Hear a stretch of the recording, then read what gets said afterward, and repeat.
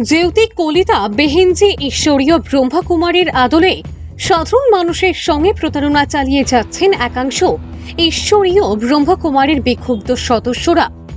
ঈশ্বরীয় ব্রহ্মকুমারী প্রজাপতি শিলচর চাটমারি রোড স্থিত শাখার জ্যোতি কলিতা বেহেনজির নামে তথ্য সহকারে ভাই বোনদের সঙ্গে বেলাগাম অর্থ আত্মসাতের অভিযোগ তুলে ধরেন একাংশ ঈশ্বরীয় ব্রহ্মকুমারী প্রজাপতির অনুরাগী ভাই বোনেরা।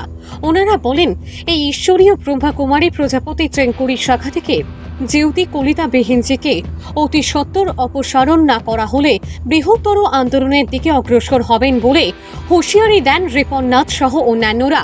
বৃহস্পতিবার আয়োজিত এক সাংবাদিক সম্মেলনে বক্তব্য রাখতে গিয়ে রিপননাথ জানান, বিগত কিছুদিন আগে জেউতি কলিতা বেঞ্জি যেসব অভিযোগ খণ্ডন করেছেন সেগুলি পুরোপুরি মিথ্যে ও উদ্দেশ্য প্রণোদিত।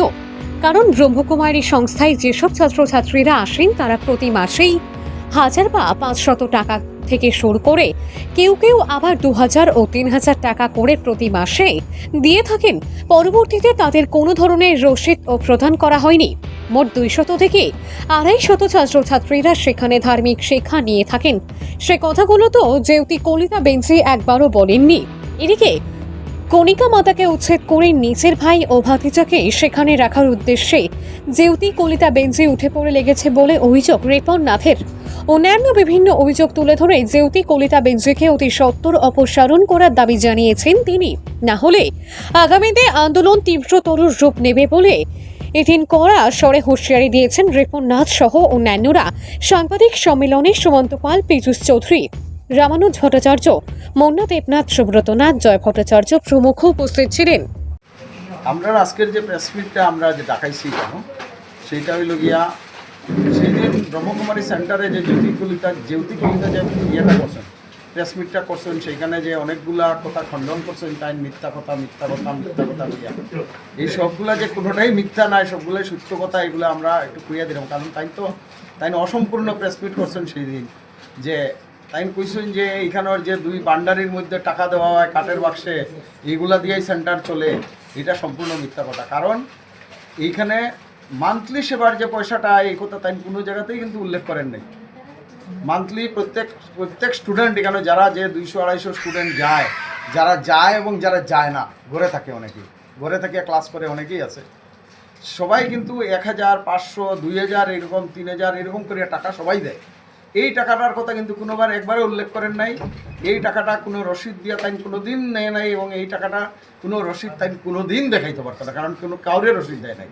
আমরা এরকম হাজার হাজার টাকা তানলে দিছি, এগুলার কোনো রসিদ তার কাছে নাই, তাই দিতেই পারতো না। এই জিনিসটা হইল গিয়ে আসল কথা, এটা তাই কোনো দিন দেখাইতে পারতো না।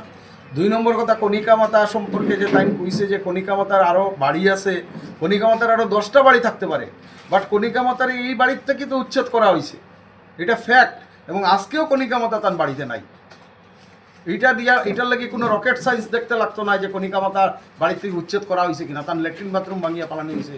আর যে জায়গায় সাংবাদিকরা কোয়া হয়েছে তার তো এখনো ভিতরে রুম আছে, তাই নিয়ে রেস্ট লয়, মিথ্যা কথা। তাই কোনোদিন এখানে রেস্ট লয় না। কণিকা মাতারে আপনারা গিয়ে ফুটেজ লইতে পারেন যে তাই কোনোদিন এখানে রেস্ট লয় না। এবং ভিতরে যে ঘরগুলার কথা কোয়া হয়েছে, সেই ঘরটা কণিকা মাতার ঘর নাই, সেই ঘরটা কণিকা মাতারে উচ্ছেদ করার পর তার নিজের বাইরে রাখার লাগে, নিজের বাতিজারে রাখার লাগে তাই রুম বানাইছে। এবং সেই ঘরগুলাই আপনারা আজকে দেখাই দিব তাই যাওয়ার পরে। এই হইল গিয়া তান কথা। তারপরে তাই কইছে যে এই যে ইয়ের কথা কইছে, এই যে ফুটেজের কথা, তান যে সেন্টারে একটা ফটোর কথা সেই দিন আমি কইছিলাম যে 24,000 টাকার ফটো 48,000 টাকা লইছে। সেই দিন কিন্তু আপনাদের কারোর কাছে ফুটেজ থাকলে আপনারা সেইটা দেখাইতে পারেন যে সেইটার মধ্যে তাই কইছে যে এই ফটো সুমিত পালের ইয়াতে বানাওয়াই নাই। আর পরদিন সুমিত পালের আপনারা প্রেস মিটও হাজির করিয়া কোয়া হয়েছে সুমিত পাল 3000 টাকা দিয়ে এটা বানাইয়া দিছে।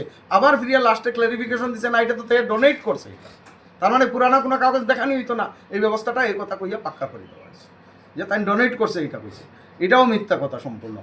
এবং তাই কইছে যে এক্সটেন্ডেড যে ব্রহ্মকুমারী সংস্থার যে এক্সটেন্ডেড অংশটা, যে অংশটা মানে কিনা হয়েছে, এটা ভাই বোনের পয়সায় কিনা হয়েছে। তাইলে কণিকা মাতার বিবেকানন্দ রোডের বাইয়ের বাড়ি বিক্রি করিয়া যে 20 লাখ বা 40 লাখ যেটাই হোক, সেই টাকাটা কোথায় গেল? সেই টাকাটা কিন্তু সুসীমনাথ জানে এবং জ্যোতি কলিতা জানে। সেই টাকাটা কই গেল সেইটা একবারও কিন্তু সেইটার আনসার দেয় নাই।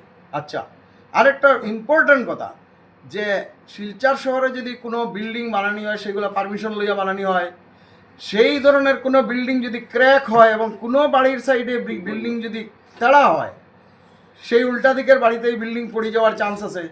ব্রহ্মকুমারীর নতুন যে এক্সটেন্ডেড বিল্ডিং বানানো হয়েছে সেই বিল্ডিং ক্র্যাক হইয়া এক সাইডে দিয়ে কাইত হয়ে গেছে আস্তা বিল্ডিংটা, আপনারা নিজেরা গিয়া দেখতে পারেন বিল্ডিং ক্র্যাক হয়েছে। সেইটা মিউনিসিপ্যালিটির তদন্ত করো, করিয়া দেখো এই বিল্ডিং ক্র্যাক হয়েছে কিনা, এটা ডিমোলিশ করা হইব কিনা, এটা ডিপার্টমেন্টে দেখো গিয়া এখন। সেই তথ্য কিন্তু কেউ জানে না। তারপরে দীর্ঘদিন কণিকা মাতার মিটার থাকি ইলেকট্রিক্যাল লাইন চুরি করিয়া ডোমেস্টিক লাইন থেকে আর কমার্শিয়াল লাইন সব জ্বালানি হয়েছে। এখানেও কমার্শিয়াল লাইন এবং ডোমেস্টিক লাইন দুইটা আছে। দীর্ঘদিন কণিকা মাতার লাইন থেকে আস্থা সেন্টারের এসি চলছে ডোমেস্টিক লাইন থেকে, আর কমার্শিয়াল লাইনে 2-4টা লাইট জ্বালানি আছে। ডিপার্টমেন্টে চেক করো, সব কিছু পাইব। এইগুলা গোটালাই কেন হইতেছে? তো আপনারা হয় যে এই জ্যোতি কলিতারের শিলচার থেকে সরাইয়া অন্য কোনো ভালো বেহেঞ্জি আনা হোক, বহেঞ্জি হাও কি কারণের মাঝে তাই যাওক সরিয়ে, এরপরে আমরা অন্য বহেঞ্জির ব্যবস্থা করবো। কেন আমরা ক্লাস করবো যে 10-15 জন লোক সুসীমনাথ অ্যান্ড কোম্পানি সহ যে 10-15 জন লোক আয় এই কারণের মাঝে তারাই শেষ কথা নাই। শিলচারে অন্তত পক্ষে 300-400 থেকে 500 লোক ব্রহ্মকুমারীতে আছে যারা আজকে ক্লাসও যায় না এই জ্যোতি কলিতার লিগা, সব ঘরে বুঝে আছে, কেউ যায় না সেন্টারও। এই একমাত্র জ্যোতি কলিতার এই পয়সার যে লুলুপতা এবং পয়সার যে খাই এই ব্যাপারটার লাগে অনেকেই সেন্টারে যেতে চায় না।